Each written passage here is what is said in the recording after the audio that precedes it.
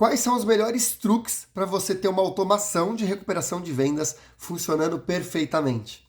Meu nome é Eric Luciano, sou proprietário da Expert Integrado, a primeira agência de automação especializada em marketing digital e em infoprodutos. E no vídeo anterior eu contei um pouquinho de quais as diferenças e possibilidades para você fazer uma automação de recuperação de vendas. Se você não assistiu esse vídeo, recomendo que você clique aqui no link abaixo para voltar para esse vídeo e entender, porque ele é uma introdução. Esse daqui é basicamente a parte 2 para você poder dar sequência. E a ideia é, dentro de um processo de personalização na sua recuperação de vendas, seja ela para um aplicativo simples, onde você personaliza somente a mensagem, ou seja, quando você personaliza todo o processo, tem alguns pontos que são muito importantes de você notar. E nesse caso, eu vou focar especificamente sobre a recuperação baseada em WhatsApp, porque afinal é a ferramenta que tem mais efetividade nesse processo, sem dúvida mais efetividade do que o e-mail. Legal? Então, beleza. Primeiro ponto que você tem que considerar é o seguinte: quando você faz uma recuperação de vendas, você está mandando mensagens para pessoas que não necessariamente pediram para ser notificadas. Claro, ela informou o número de WhatsApp, lá dentro tem um consentimento que ela pode ser notificada, mas ela não claramente aguarda que você fique ali, principalmente insistindo para ela comprar. Então, esse processo de insistência é muito importante, que você respeite ali o seu lead, o seu cliente, para você evitar de ser um processo de insistência, mandar muitas mensagens. Dito isso, eu vou trazer aqui alguns pontos onde você pode pressionar um pouquinho mais a venda e onde você deve pegar leve. Então, seguindo ali as etapas do funil, o primeiro ponto, que é justamente o mais crítico, é o carrinho abandonado. O carrinho abandonado é muito comum gerar um volume muito grande, porque você pega muitos curiosos. O carrinho abandonado é aquele processo onde a pessoa inicia a compra e não finaliza. Então, muita gente passa por esse processo, mas na hora de ver o parcelamento, na hora de passar o cartão de crédito, simplesmente desiste, ou não finaliza, ou vai gerar o boleto e não gera, e assim por diante. Nesse caso, muita gente quer ali recuperar o máximo de carrinhos abandonados, porque, claro, tem dinheiro na mesa. Mas esse é o mais delicado de todos. Afinal, pensa você decidiu fazer uma compra, você começou a digitar seus dados, mas você desistiu e parou no meio. Quando isso acontece, você está sinalizando que você não quer completar essa venda. E aí, quem está ali do lado das vendas, o vendedor, ele naturalmente vai tentar fazer com que você compre. E esse é um processo muito importante.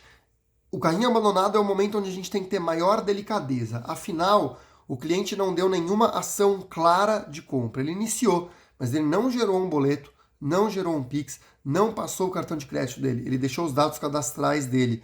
E muitas vezes, quando você insere ali o seu nome, seu e-mail, seu telefone, muitas vezes que já está como preenchimento automático no site, a ferramenta já capta essa informação e ela vai notificar como carrinho abandonado. Por isso, a pessoa não necessariamente está pronta, está realmente disposta a conversar com você. A minha sugestão para o carrinho abandonado é mandar uma mensagem, se você quiser ter um processo conservador, apenas uma, notificando que a pessoa iniciou aquela compra e não finalizou, e aí que você está à disposição para ajudá-la. Se você ainda sendo conservador, você pode entrar num processo de pegar o telefone, pelo menos você não vai ter problema de spam.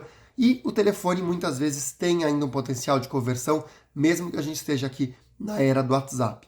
Ok? Se você quiser ser um pouco mais agressivo, você pode até arriscar mandar uma segunda mensagem de carrinho abandonado, mas eu sugiro que você deixe sempre um campo de pergunta para verificar se a pessoa quer continuar essa conversa com você. Senão, ela pode ir lá e marcar como spam e você pode ter problemas muito maiores com isso.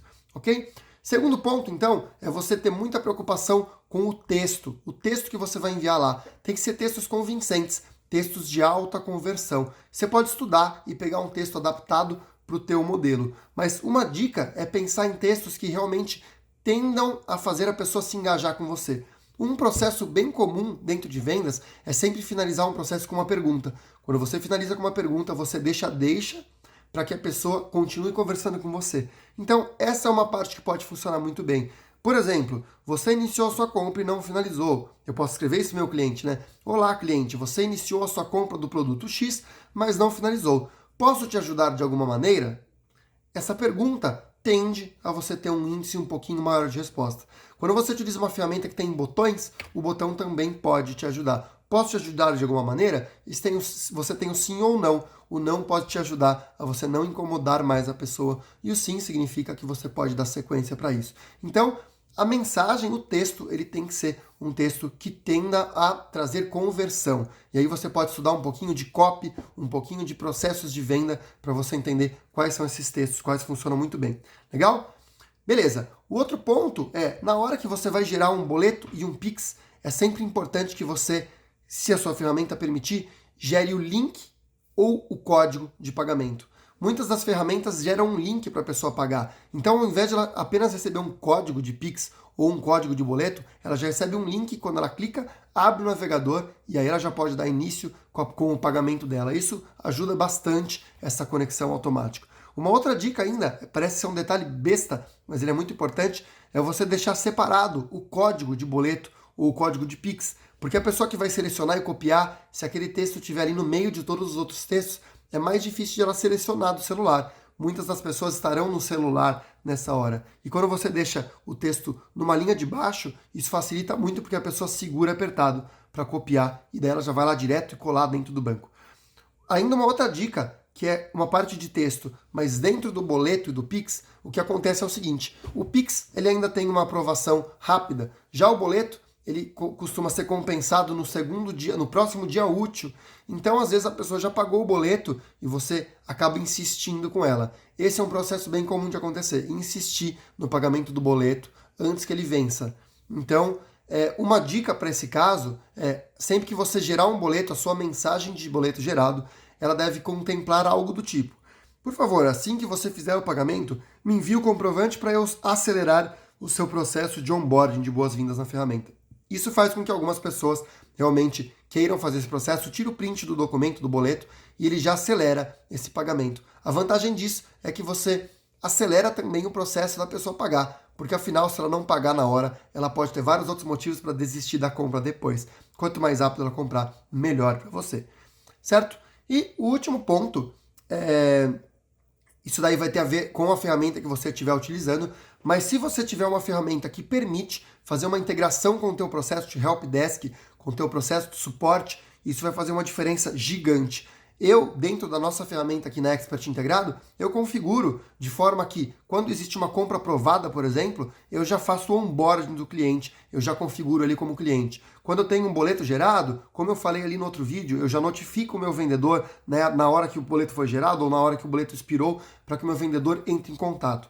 É uma plataforma de helpdesk, então eu consigo dar sequência para aquele atendimento e não vira somente um notificador. Se você não tem uma ferramenta dessa de notificação, é importante que você esteja ali sempre com o WhatsApp Web conectado e você infelizmente vai ter que ficar acompanhando esse processo dentro do WhatsApp mesmo, de forma que o seu vendedor possa ser o mais rápido possível. Eventualmente vai perder alguma venda ou outra porque não viu, se não tiver organizado, se você não tiver essa plataforma de gestão, mas você consegue pelo menos acompanhar esse processo e ver as mensagens chegando automaticamente. Show? Espero então que você tenha aproveitado e que você possa fazer um ótimo processo de recuperação de vendas. Se você quiser ajuda nesse caminho, seja para uma ferramenta ou seja para uma configuração ou estratégia, você pode clicar aqui no link abaixo, falar com a gente, que a gente vai te ajudar a ter ótimos resultados com esse processo de recuperação. Não esquece aí de assinar nosso canal, compartilhar esse vídeo com algum amigo que possa querer aproveitar essas dicas e deixa seu like, seu comentário.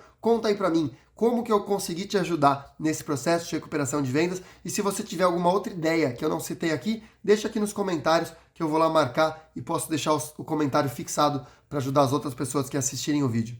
Obrigado e até a próxima!